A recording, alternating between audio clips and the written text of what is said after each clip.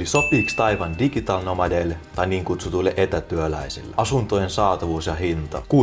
6/10. Ei niin hyvä. Hintataso noin muuten, ei mikään paha, plus rahalle saa yleensä vastine. 7,5/10. Internetin nopeus 10/10, tosi nopea. Verkostoituminen muiden digital nomadeiden kanssa 3/10, ei ole ihan hirveästi. Julkinen liikenne ja liikkuvuus muuten kaupungissa, eli Taipeessa 9/10. Todella toimiva, todella kätevää ja edullista myös. Itse kuljin moottoripyörällä, mutta metro toimii tosi hyvin. Matkustusmahdollisuudet Taiwanin sisällä. Tosi paljon eri kaupunkeja, mihin voi mennä tällä pikajunalla, ja näissä kaupungeissa on paljon nähtävää. 9/10. Englannin kielen osaaminen 8/10. Ihmiset osas yllättävän hyvin puhua täällä englantia, varsinkin isommissa kaupungeissa ja nuoremmat ihmiset. Deittailu, jos siitä on kiinnostunut, 6/10. Ei ehkä mikään paras, ja kiinan kielen oppiminen auttaisi tässä. Ruoka 9/10. Paikallinen ruoka on tosi hyvää ja suht edullista, ja muitakin vaihtoehtoja löytyy laajasti. Lisäksi nämä night marketit on tosi hyviä, ja näistä löytyy vaikka ja ties mitä. Tekisit sä etätöitä Taiwanista käsin?